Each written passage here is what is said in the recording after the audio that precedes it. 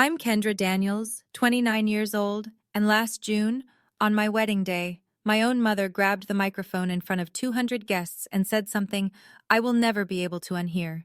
She told them I was a liar. She told them I trapped my husband.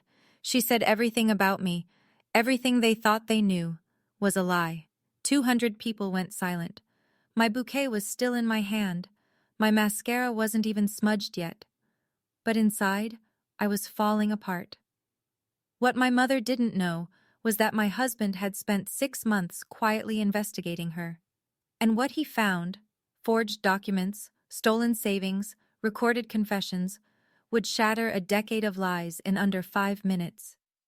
6 people walked out of that reception in tears, not for my mother, for themselves, because they realized they'd been her victims too.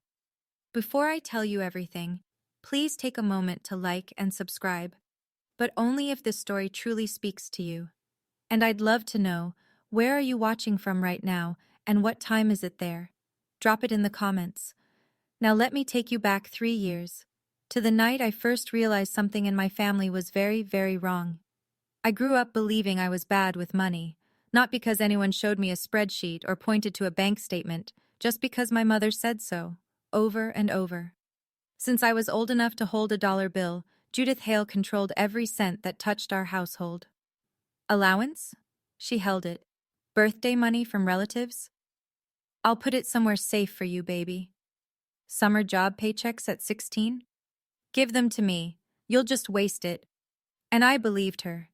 I believed her the way you believe the sky is blue, without question, without proof, without even thinking to ask why. When I was 17, my grandfather, Harold Morrow, passed away.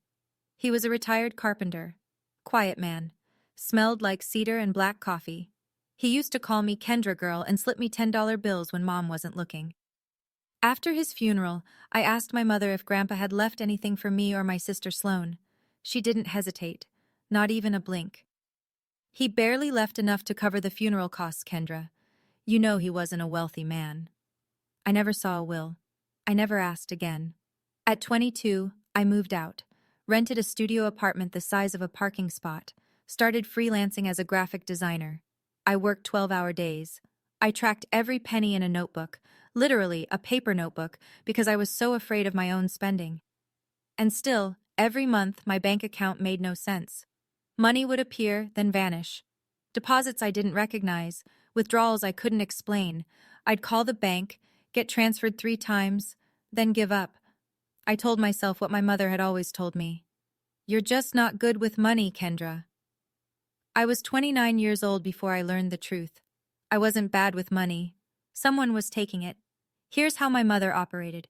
If I asked a question, any question about money, about decisions, about why things felt unfair, she didn't answer it. She cried, every single time. After everything I sacrificed as a single mother, you're accusing me? That sentence could end any conversation. It was her skeleton key. One turn, and every door slammed shut. My parents divorced when I was 8. Dad moved to Oregon. Calls got shorter, then stopped. Judith became the center of gravity in our house, and she liked it that way. She told the relatives I was difficult. She told her church friends I was ungrateful. She told our neighbor, Mrs. Patterson, that I once stole $40 from her purse. I was 11. I didn't steal anything, but Mrs. Patterson still looks at me sideways to this day.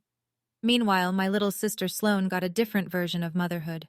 Mom paid her college tuition, bought her a used Honda Civic for her 20th birthday, took her shopping for interview clothes when she started applying to grad schools. When I asked why I didn't get the same help, Judith had her answer ready. Sloane is responsible. You're not. I swallowed it, year after year. I swallowed it like medicine I thought I deserved. Then, about 3 months before I met Marcus, Sloane sent me a text. Late at night. Out of nowhere. Hey, did Mom ever mention Grandpa's trust to you? Something feels off with my tuition account. I stared at that message for a long time. My thumb hovered over the keyboard. I closed the app, set my phone down, went to bed. I wasn't ready. Not yet. But 3 months later, I met someone who made me realize I'd been ready all along. I just needed someone to believe me first. I met Marcus Reed on a Tuesday. He was sitting in a corner booth at a cafe downtown, laptop open, papers spread across the table like a crime scene. I was there to meet a client who never showed up. I ordered a coffee, sat 2 booths away, and tried not to stare at the man who was frowning at a spreadsheet like it personally offended him. He caught me looking, smiled, said, "Sorry about the mess. Numbers don't like to behave." I laughed. He asked if I wanted to sit closer so he didn't have to shout. I did. That was it. No fireworks, no grand gesture, just a man with kind eyes and a very organized laptop bag. Marcus was 32, a forensic accountant at an independent auditing firm. His job, as he explained it over our third date, was to follow money that doesn't want to be found. I thought that was interesting. I didn't think it would matter. As weeks turned into months, Marcus started noticing things about me that nobody else ever had. "You budget everything, Kendra. Every grocery run, every utility bill. You've got it mapped to the cent." "So? So you keep telling me you're bad with money. That doesn't match." I shrugged. "Maybe I'm just compensating." He set his fork down, looked at me the way he looked at those spreadsheets, careful, patient, like the answer was there if he just kept reading. "You haven't bought yourself new shoes in 2 years. Your winter coat has a broken zipper. You eat rice 4 nights a week." He paused. "That's not bad with money, Kendra. That's someone who never has enough, and I don't understand why." I changed the subject, talked about a design project. He let me, but the look in his eyes didn't go away. He saw something that didn't add up. And Marcus was the kind of man who couldn't leave a number out of place. The first time Marcus met my mother, she wore her best smile. It was a Sunday dinner at Judith's house. She'd cooked pot roast, set the good china, even lit candles. "I just want to make a nice impression," she told me on the phone that morning. The first hour went fine.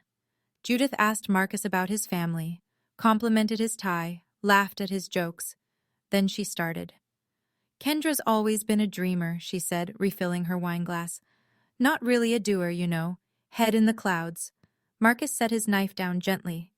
"Actually, she built her freelance business from scratch. That takes real discipline." Judith's smile stayed, but something behind her eyes went cold, like a door closing. "Well, a mother sees things a partner doesn't."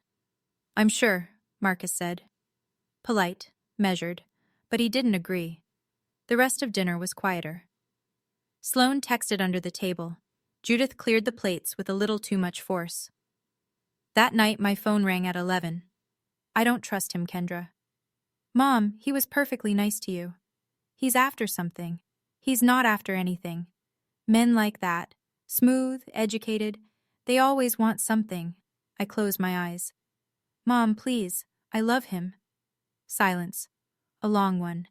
Then very softly, "You'll see." She hung up. In the car the next morning, Marcus said something that stuck with me. "Your mom asked me what I do 3 times last night." "She's just curious." "Maybe, but every time I said forensic accounting, she changed the subject, like the words made her uncomfortable. I told him he was overthinking it. He nodded. Didn't push. Looking back, that dinner was the night everything shifted. Not for me, for my mother. She saw Marcus clearly, and she was afraid. Because for the first time, someone in my life knew how to follow the money. My mother didn't waste time. Within a week of that dinner, Judith launched a quiet campaign, phone call by phone call, text by text, to turn everyone around me against Marcus. She called my Aunt Colleen first. I know because Colleen mentioned it at a family barbecue, trying to sound casual. "Your mom says Marcus is pretty controlling, huh?" "He's not controlling, Aunt Colleen. She said he monitors your spending. He's an accountant. He monitors everyone's spending. It's literally his job." Colleen shrugged, but the seed was planted. Then Judith went to Sloane.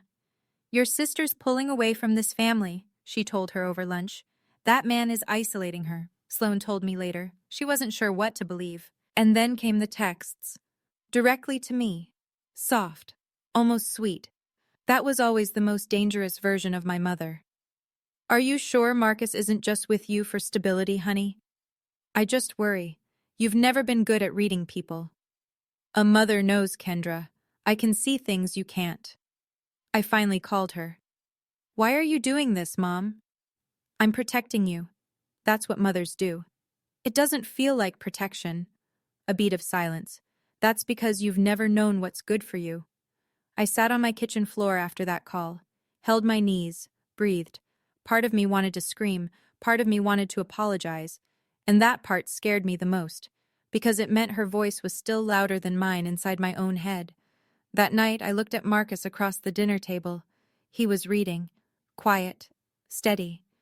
I hear you, Mom, I whispered to no one, but I get to decide what's good for me now. I just didn't know yet how much that decision would cost. Marcus proposed on a Saturday in October. He took me back to the cafe where we met. Same corner booth, same terrible fluorescent lighting. He'd hidden the ring in a book he'd been pretending to read, some old hardcover about tax law. When he opened it to the hollowed-out center, I laughed so hard I cried. "Is that a yes?" he asked. "It's a yes." He slid the ring on my finger, and for about 45 seconds, the world was perfect. Then I called my mother. "Mom, Marcus proposed. I said yes." Silence. 10 full seconds. I counted. "I hope you know what you're doing." No congratulations, no squeal, no, "Oh, honey, I'm so happy for you." Just that. Cold, measured, like a warning. I hung up and told myself it was just shock. She'd come around. 2 days later, I got a letter from my bank. It said a savings account under my name had been closed, per the request of the joint account holder. Remaining balance, 0. I called the bank immediately. "I didn't request this. I didn't even know this account existed." The representative paused, typed something. "Ma'am, this account was opened when you were 17.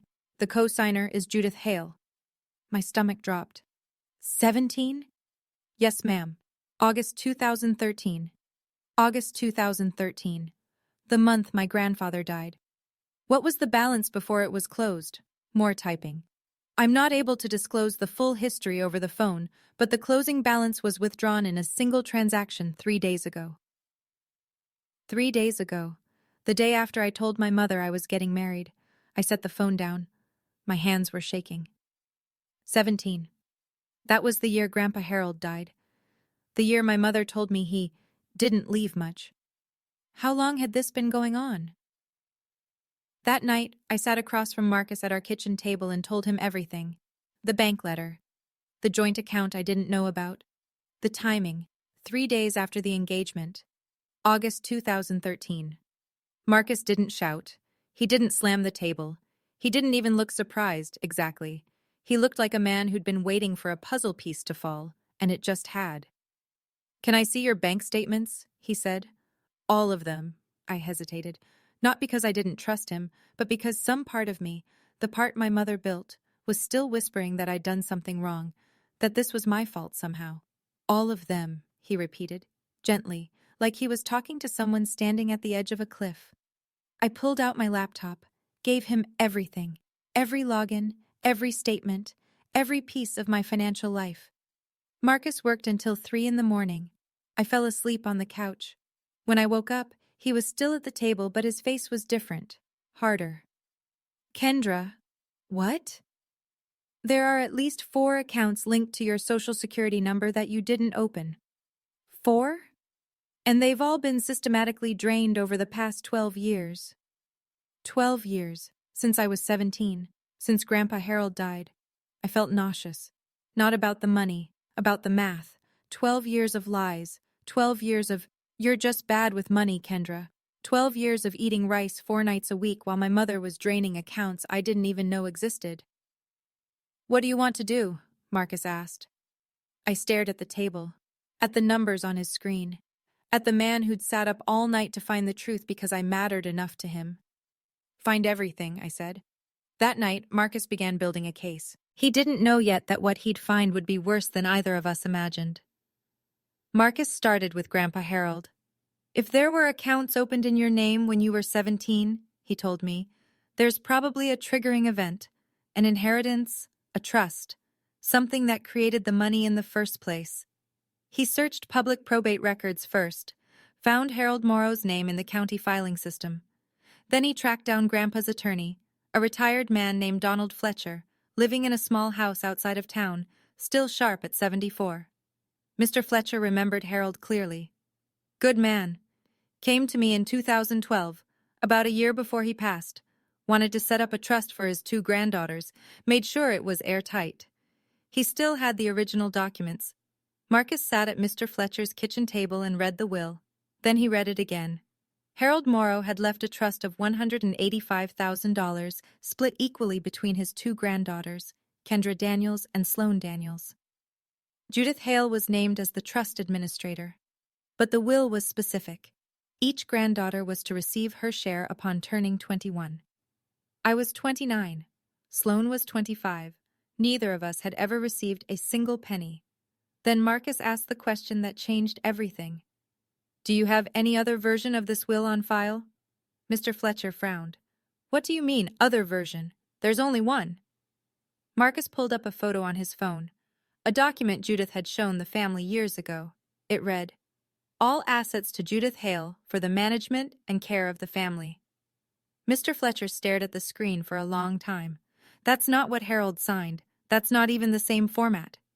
2 wills, 1 real, 1 forged, and $92,500 that should have been mine 8 years ago. Your grandfather didn't forget you, Kendra. He never forgot you. Marcus didn't push me. He never pushed me, but he said something I couldn't ignore. If we're going to build a real case, Kendra, we need her to say it, in her own words. We lived in a one-party consent state. That meant I could record a phone call without telling the other person, and it would be legally admissible. I knew the law. I just didn't know if I could stomach the conversation. It took me 3 days to make the call. I sat on our bedroom floor. Marcus was in the next room, close enough to hear, far enough to give me space. My hands were shaking so badly I had to hold the phone with both palms. I pressed call. She picked up on the second ring. Mom, did Grandpa leave anything for me and Sloane? She answered fast. Too fast. I already told you. He barely left enough to cover funeral costs. But someone mentioned there might have been a trust. Who told you that? Her voice sharpened. That Marcus? He's filling your head with nonsense. Mom, I just need the truth. And then, the shift, the softening, the weapon she'd used on me my entire life. Baby, I am the truth. Everything I did was to protect you girls. Protect us from what? Silence. I could hear her breathing. Then, from making the same mistakes I made. Your grandfather's money would have ruined you. I nearly dropped the phone. She said it. She actually said it. Not that the money didn't exist. That it would have ruined me. She'd just confirmed everything. The trust was real. The money was real. And she'd taken it. I ended the call. Set the phone on the carpet. Marcus appeared in the doorway. He didn't say anything. Just sat down beside me. She said it would have ruined me. She spent it on herself. And she recorded her own confession without knowing it. The wedding was 2 months out. Marcus and I made a decision together. We wouldn't act yet. Not until the case was airtight. He sent copies of everything, the original will, the forged version, the bank records, the recording, to a lawyer and to a secure cloud backup. The evidence lived on his phone, on 2 hard drives, and in a locked folder at the attorney's office. If anything ever goes sideways, Marcus said, we're covered from every angle. I nodded, tried to focus on the wedding, the venue, the flowers, the guest list, 200 people, family, friends, co-workers, and Judith. That's when something strange happened. My mother, who had spent weeks trying to torpedo my relationship, suddenly became helpful. She called me with caterer recommendations, offered to handle the seating chart, asked about the centerpieces. She was warm, engaged, almost excited. I just want your day to be perfect, baby, she said. I should have been suspicious, but there's a part of every daughter, no matter how much she's been hurt, that wants to believe her mother is capable of love without conditions. I let her in. She asked for one thing, a speaking slot at the reception. A mother's toast to her daughter, she called it. I said yes. Sloane called me that same week. Her voice was low. Mom's been on the phone constantly. She's been talking to Uncle Greg. She sounds angry. About what? I don't know, but it doesn't feel right. I asked Marcus that night. Should we be worried? He looked at me across the kitchen counter, calm as always, but there was something behind his eyes I hadn't seen before. Readiness. We should be prepared. I gave my mother the microphone. I gave the wolf the keys to the henhouse. And I had no idea what she was planning to do with them. So at this point, I had evidence my mother forged my grandfather's will, drained my accounts, and lied to me for over a decade. And now she wanted to give a toast at my wedding. If you were me, would you have let her speak? Drop a 1 in the comments if you'd say yes, or a 2 if you'd have cut her off right there. I really want to know what you'd do. Now, let me tell you what happened next. The day was perfect. That's the part that makes it worse. June 14th, an outdoor garden estate 20 minutes outside the city. White canopy, fairy lights strung between old oak trees, round tables draped in linen, pale blue hydrangeas in glass vases. The kind of venue I'd pinned to a vision board 5 years ago and never thought I'd actually stand inside. 200 guests filled the chairs for the ceremony. Marcus's parents, his older brother, college friends, co-workers, neighbors. And on my side, Aunt Colleen, Uncle Greg, cousins, a few friends from high school, Grandpa Harold's old fishing buddy Ray, and Sloane, sitting in the front row in a sage green dress, already crying before the music started. I walked down the aisle alone. No one to give me away. I'd decided that months ago. If I was walking into a new life, I was walking in on my own feet. Marcus was waiting at the end, standing under an arch of white roses. His eyes were red before I reached him. We said our vows, simple, short, real. He held my hands the whole time. I choose you, he said. Today, tomorrow, when it's easy, when it's not. We exchanged rings. We kissed. Everyone stood and clapped, and I thought, maybe I was wrong. Maybe today would just be a wedding. A beautiful, ordinary, perfect wedding. The reception began. Dinner was served. People laughed, clinked glasses, danced. Golden hour light poured through the trees. And at the family table, my mother sat in a dark crimson dress, richer, bolder, louder than anything else in the room. She looked beautiful. She always did. Her hair was done. Her lipstick was fresh. She smiled at everyone who passed. But her eyes, if you knew where to look, were ice cold. For 3 hours, I let myself believe this was just a wedding. Just a beautiful, normal wedding. The MC tapped his glass just after 8 o'clock. Ladies and gentlemen, we have a very special toast this evening. Please welcome the mother of the bride, Judith Hale. Applause, warm, polite, a few awes from the older guests. This was supposed to be the tender part of the night, the part where the mother tells a story about her little girl and everyone reaches for their napkins. Judith stood, smoothed her crimson dress, took the microphone from the MC with a practiced smile. She stepped up to the small podium near the dance floor. The projector screen behind her, the one we'd set up for a photo slideshow later, was dark. The fairy lights glowed above her head. Thank you all for being here tonight, she said. Her voice was steady, warm, confident. She looked out at the crowd, then down at me. I want to talk about my daughter. I smiled, squeezed Marcus's hand under the table. Kendra was the sweetest little girl, always drawing, always dreaming. A few guests nodded. Someone said, "Ah." She had this way of looking at the world like it owed her something beautiful. People chuckled softly. I felt my shoulders relax. Maybe I'd been wrong. Maybe this was just a toast. Then her voice shifted. Just slightly, a half-tone lower, slower. But there are things about my daughter that none of you know. The chuckles stopped. I sat up straighter. Beside me, Marcus's hand tightened around mine. Judith looked directly at me now, not at the crowd, at me. Things I've tried to tell her, things I've begged her to face. My chest locked. I couldn't breathe. Sloane, at the family table, slowly reached for her phone, placed its screen down on her lap, pressed record. And then my mother said the words that split my wedding in half. I want everyone here to know, my mother said, her voice ringing clear across 200 silent faces, that my daughter trapped this man. The word trapped hit the room like a slap. No one moved. She has been lying about who she is. A spoon clattered against a plate somewhere behind me. Someone inhaled sharply. I couldn't tell who. The whole room had turned into a single, suffocating wall of eyes. Kendra has been hiding debts, hiding her past, hiding who she really is, from Marcus and from all of you. My fingers went numb around my napkin. I could feel the fairy lights above me, the soft June air, the smell of hydrangeas, and none of it felt real anymore. I tried to stop this wedding. Judith pressed her hand to her chest, the gesture she'd perfected over decades. I begged her to come clean. She refused. A murmur rolled through the tables. Marcus's mother put her hand over her mouth. His father leaned forward, jaw tight. So I'm doing it for her. Judith looked at the crowd now, not at me, at them. Because that's what a mother does.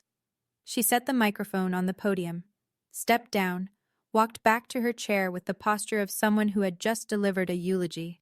Solemn, righteous, untouchable. She sat, smoothed her dress, took a sip of water. 200 people stared at me. The bride, in white, sitting next to a groom who was supposed to be the victim of my trap. I couldn't speak. I couldn't stand. I couldn't even cry. Under the table, Sloane's phone was still recording, and beside me, Marcus hadn't let go of my hand. Not once. He leaned close, so close only I could hear. Do you trust me? I looked at him. My husband, my partner, the man who'd spent 6 months preparing for a moment he prayed would never come. I nodded. Marcus squeezed my hand one last time. Then he let go. He stood slowly, adjusted his jacket, buttoned the single button with the same calm precision he used for everything. Spreadsheets, grocery lists, promises. The room watched him. 200 people who didn't know what to believe. He walked to the podium. No rush, no trembling. His shoes clicked against the wooden dance floor in the silence. Judith looked up from her water glass. For the first time, something flickered behind her eyes. Something she wasn't fast enough to hide. Marcus picked up the microphone, held it like a man who'd never used one before and didn't particularly want to now. I appreciate Judith's concern. His voice was even, not cold, not angry, just level. The way a bridge is level, built to hold weight. She's right about one thing. There are things many of you don't know. He reached into his inside jacket pocket, pulled out his phone. But the person who's been lying, it's not Kendra. He looked at my mother. Actually, Judith, I have something about your family. Judith's mouth opened, then closed. You see, I'm a forensic accountant. It's my job to follow money that doesn't want to be found.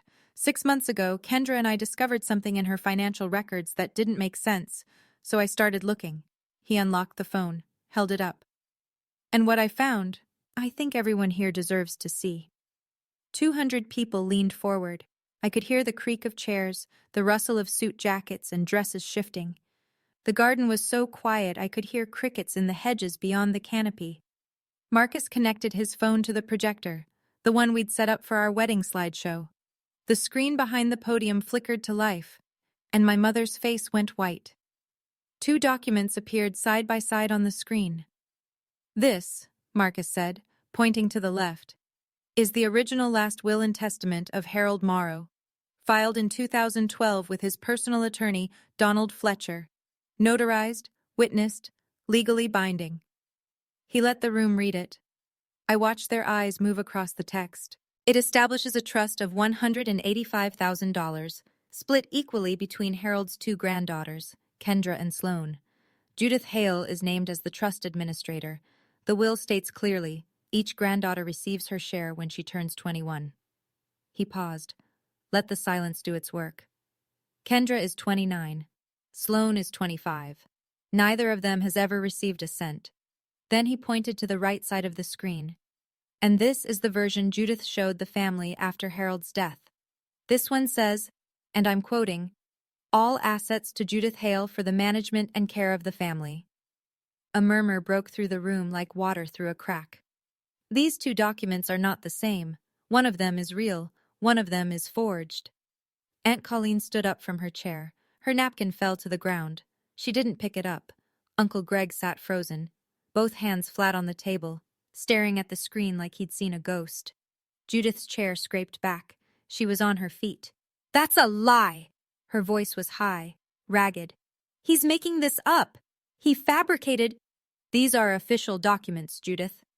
Marcus didn't raise his voice, not by a single decibel. "Notarized, verified by the original attorney." He looked at the room. "Kendra, my wife, was supposed to receive $92,500 8 years ago." He looked at my mother. She never saw a penny. Judith opened her mouth. Nothing came out. "But there's more," Marcus said. Those 3 words landed like stones in still water. The ripple passed through every table. He tapped his phone. A progress bar appeared on the projector screen. Then audio, clear, unmistakable, filled the garden through the reception speakers. My voice first. "Mom, did Grandpa leave anything for me and Sloan?" Then hers. "I already told you. He barely left enough to cover funeral costs." A pause. My voice again. "But someone mentioned there might have been a trust—" And Judith's, sharp now, cutting. "Who told you that? That Marcus? He's filling your head with nonsense." Guests looked at each other. Some looked at Judith. She was standing by her chair, hands gripping the back of it, knuckles white. Then came the part everyone would remember. My voice, steady. "Mom, I just need the truth." And hers, soft, sweet, the voice of a mother who knows exactly what she's doing. "Baby, I am the truth. Everything I did was to protect you girls." "Protect us from what?" Silence on the recording. Then, "From making the same mistakes I made. Your grandfather's money would have ruined you." The audio stopped.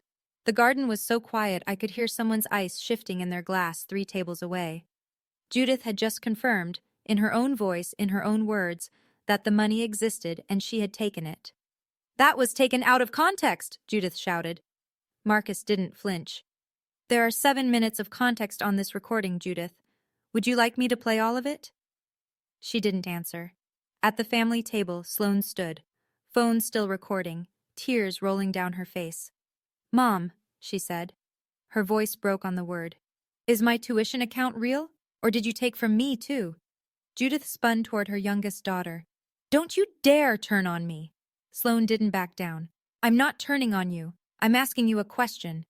It started with Aunt Colleen. She'd been standing since Marcus showed the wills. Now she stepped out from behind her table, hands trembling, and spoke loud enough for the whole garden to hear. "Judith, you told me you'd pay me back the $30,000. You said you were struggling. You said it was for the girls." Judith's head snapped toward her. "Colleen, sit down." "I took out a second mortgage for you," Colleen's voice cracked. "I almost lost my house." Then Uncle Greg. He didn't stand. He just spoke from his chair, his voice low and hoarse, like the words had been lodged in his throat for a decade. "She pushed me off the trust. Said Dad wanted it that way, that he didn't trust me to handle the money." He shook his head slowly. "I believed her for 11 years. Cousin Robert, 2 tables back. She borrowed my car in 2019, said she needed it for 2 weeks, told me it was totaled in a parking lot. I never even filed a claim because she cried so hard." One by one, like dominoes. Each confession pulled another from the room, each one a small, separate wound that Judith had inflicted and covered with the same warm smile and the same wounded mother act. 6 people left the reception. Aunt Colleen walked out crying, her husband's arm around her shoulders. Uncle Greg followed, one hand pressed over his face. Cousin Robert, Greg's wife Linda. A woman I recognized as one of Judith's oldest friends. She left without a word, and Sloan. My sister walked past our mother without looking at her, phone clutched to her chest, tears still falling. They didn't leave because they hated Judith. They left because they recognized themselves in that screen. They were victims too.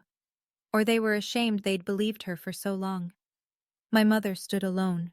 Crimson dress, candlelight, 200 witnesses, and for the first time in my life, I saw her without her mask.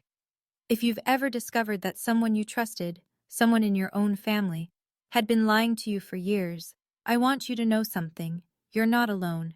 And this story isn't finished yet. If you're feeling something right now, tell me in the comments. What would you say to Judith? And if you haven't already, please hit that subscribe button. The turning point is coming. Let me tell you what happened after the wedding. I don't remember deciding to stand. My body just did it.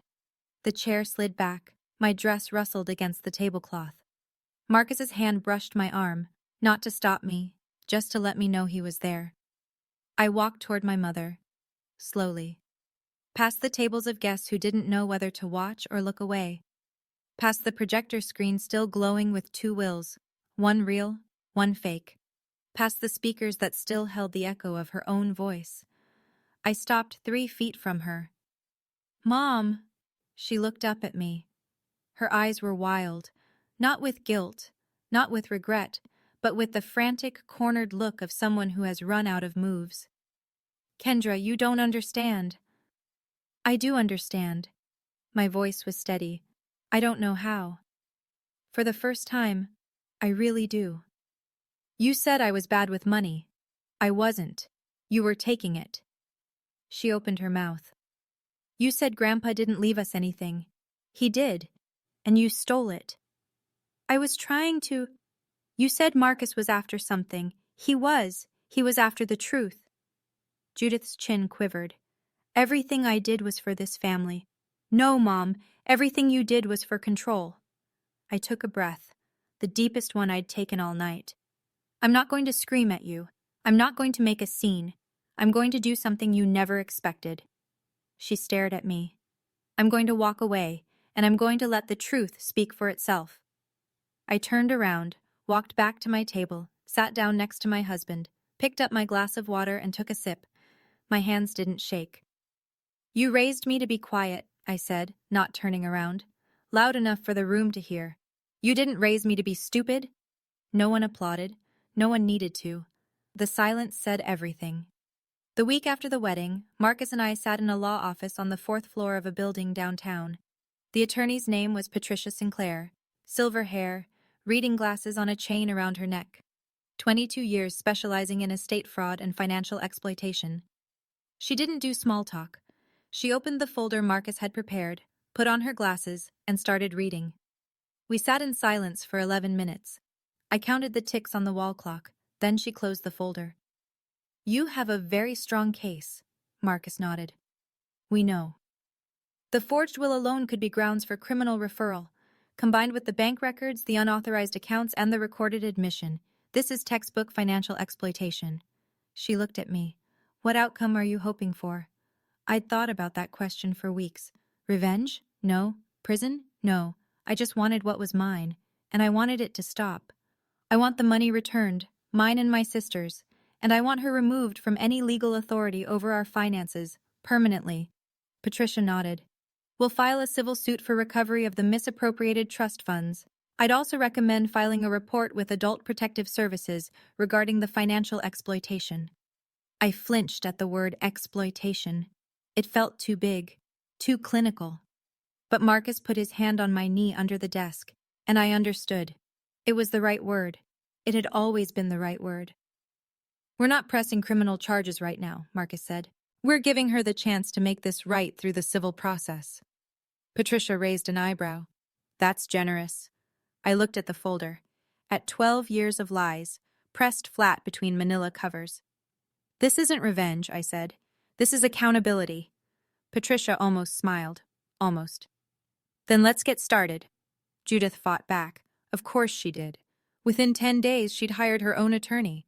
A younger man with a shiny briefcase who clearly hadn't read the full file yet. Through him, Judith issued a statement calling Kendra and Sloan ungrateful children attempting to commit elder abuse against a devoted single mother. It lasted about 72 hours. Her attorney reviewed Marcus's evidence package, the original will, the forged version, the bank records, the recorded phone call, the forensic accounting report. 3 days later, he called Judith into his office and told her what Patricia Sinclair had already told us. "Mrs. Hale, I strongly recommend you settle." Judith refused, fired him, tried to find another attorney. 2 declined after reviewing the case. Then the phone calls started. She called Aunt Colleen. Colleen didn't pick up. She called Uncle Greg. He answered once. "You need help, Judith. Real help. Not from me. From a professional." He hung up. She called Sloan 3 times. On the 4th, Sloane answered, "Mom, I love you, but I can't keep pretending everything is fine when it isn't. Sloane, please, you're all I have left." "Then start by telling the truth, Mom. Not your version, the actual truth." Judith hung up. "I didn't hear any of these calls firsthand. Sloane told me about them later, over coffee, her hands wrapped around the mug like she was trying to hold herself together. What I did hear, from Marcus, who heard it from Patricia, was that Judith spent that first week alone in the house she'd bought with money that wasn't hers. She sat in the living room and looked at old photos. 4 people in a frame, her, me, Sloane, and Grandpa Harold at a 4th of July picnic. I don't know if she cried out of guilt or out of loss, but I know this. The people she'd lost weren't in the photo. They were the ones she'd driven away. The civil case took 4 months. It felt like 4 years. Patricia Sinclair was methodical. She filed the recovery suit, submitted Marcus's forensic accounting report, and presented the forged will alongside the authenticated original. The judge reviewed everything. Judith's third attorney, a court-appointed one after she'd burned through her savings trying to fight, didn't contest the evidence. He couldn't. There was nothing to contest. The ruling was straightforward. Judith Hale was ordered to return the full trust amount of $185,000, plus accrued interest, totaling approximately $214,000, to be divided equally between Kendra and Sloane Daniels. To pay, Judith had to sell the house she'd purchased 6 years ago, the house with the new kitchen, the paved driveway, the backyard she'd hosted Easter brunches in, the house that cost $280,000 and was paid for, in large part, with money stolen from her own daughters and her own father's dying wishes. It sold in 31 days. After the trust repayment and legal fees, Judith moved into a 1-bedroom apartment on the east side of town. No backyard, no driveway, no Easter brunches. Aunt Colleen filed a separate civil claim for the $30,000 Judith had borrowed and never returned. She won. The money came out of the remaining sale proceeds. Uncle Greg requested a formal audit of the trust's historical transactions. An additional $15,000 in unauthorized withdrawals was uncovered and added to the judgment. Judith was permanently removed from any fiduciary role involving family assets.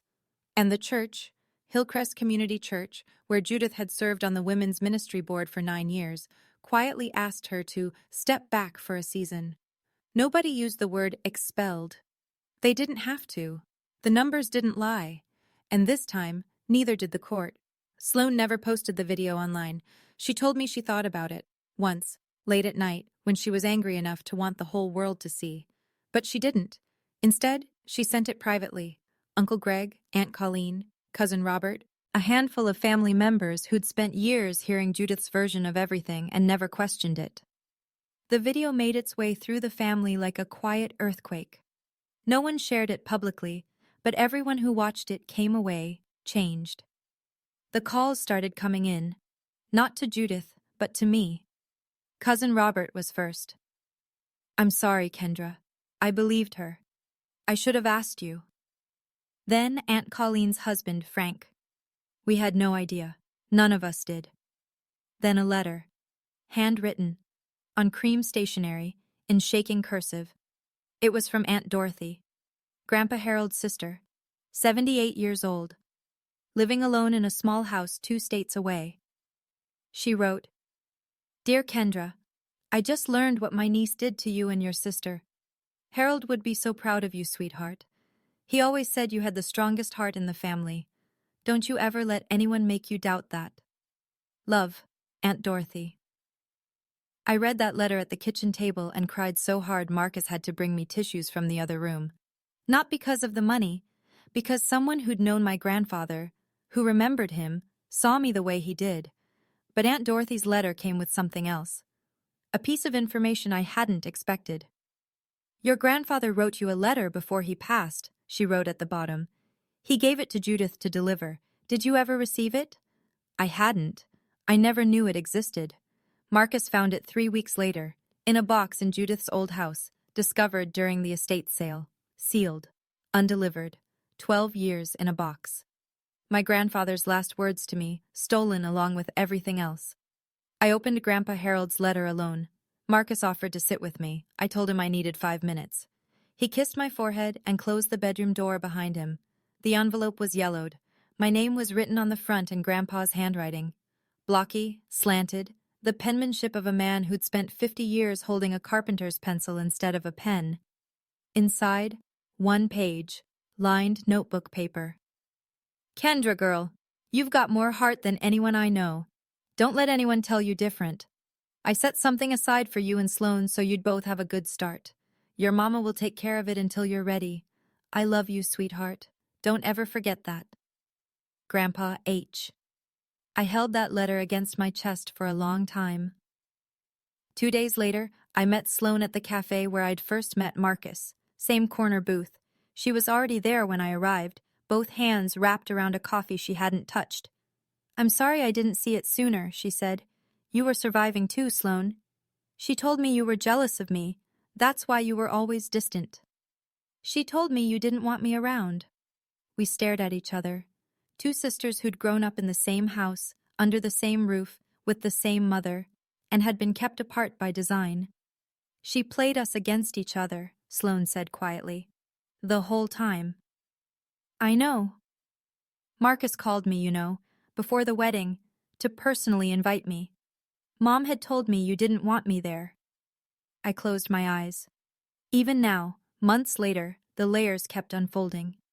I want us to be real sisters, Sloan said, not whatever she made us. I reached across the table and took her hand. We already are. We sat there for an hour. We didn't solve everything, but we started, and starting was enough. 3 months after the wedding, a letter arrived. Judith's handwriting on the envelope, no return address. But I recognized the slant, the sharp J, the looping K of my name. I opened it at the kitchen table. Marcus was at work. I was alone, which felt right. It was short, 4 sentences. Kendra, you have destroyed this family. I hope you're proud of what you and that man have done. I will never forgive you. No apology, no acknowledgement, no truth. Just Judith, still rewriting the story, still casting herself as the victim, still refusing to look in the mirror. I sat with that letter for an hour. I let myself feel everything. The anger, the grief, the exhaustion, and underneath all of it, the small, stubborn sadness of a daughter who still wished her mother was different. Then I wrote back, Mom, I didn't destroy this family. The lies did. I don't hate you. I probably never will. But I will not let you hurt me again. If you ever want to have a relationship with me, it starts with honesty. Real honesty. Not the kind where you rewrite the story to make yourself the hero. Until then, I need space, and I need you to respect that. I sealed it, stamped it, walked it to the mailbox. I didn't wait for a response. Marcus came home that evening and found me on the couch, staring at the ceiling. You okay? I will be. He sat down next to me, didn't ask questions, just sat. I looked around our apartment. Small, rented, nothing fancy. On the wall, our wedding photo. I'm smiling. Marcus is smiling. And in the corner of the frame, barely visible, Sloan is laughing in her sage green dress. 3 people who chose truth over comfort. That was enough. That was more than enough. Love without honesty isn't love, I said to no one in particular. It's just control with a nicer name. 6 months after the wedding. A Tuesday morning. October again. I'm sitting in my new studio. A small space above a bakery downtown. Rented with a piece of the money that was always supposed to be mine. There's a drafting table by the window, a second-hand bookshelf full of design books, a framed print of a cardinal that Marcus gave me because Grandpa Harold used to say cardinals were visitors from people who love you. Sloan comes by every Thursday now. We're learning how to be sisters without a filter between us. It's awkward sometimes. We don't agree on everything, but we show up. That's the part that matters. Marcus is still Marcus. Steady, quiet, still double-checks the grocery receipt every single time. Last week he caught a pricing error at the store, and I laughed until I couldn't breathe. Some things don't change, thank God. And Judith? Sloan tells me she started seeing a therapist. I don't know if it's real or if it's another performance. I've decided it's not my job to find out. I spent 29 years trying to decode my mother. I'm done. I used to think strength meant keeping the peace, saying yes when I meant no, swallowing the truth to keep someone else comfortable. Now I know. Strength is standing in a room full of people and choosing honesty over comfort. Even when your voice shakes, even when the person you're standing up to is the person who raised you. My mother gave me the worst gift anyone could give at a wedding. But my husband gave me the best one, the truth. And my grandfather, even from the other side, never stopped fighting for me. If you're watching this and something in your life feels off, a number that doesn't add up, a story that keeps changing, a person who makes you feel small every time you ask a question, trust that feeling. You're not crazy. You might just be surrounded by someone else's lies. My name is Kendra Daniels. I'm 29 years old, and I finally know exactly who I am. Here's what I took from all of this. 1. If someone controls your money, they control your life. Check your own accounts. Know your own numbers, no matter who tells you not to. 2. Silence isn't loyalty. Sometimes the most loving thing you can do is speak up, even when everyone around you would rather you stay quiet. 3. The right partner won't just love you. They'll fight for the truth right alongside you. If this story meant something to you, please hit like and subscribe. It makes more of a difference than you know. And if you've ever had to set a boundary with someone in your own family, tell me about it in the comments. I read every single one. There's another story in the description I think you'll really connect with. Click it. I'll see you there.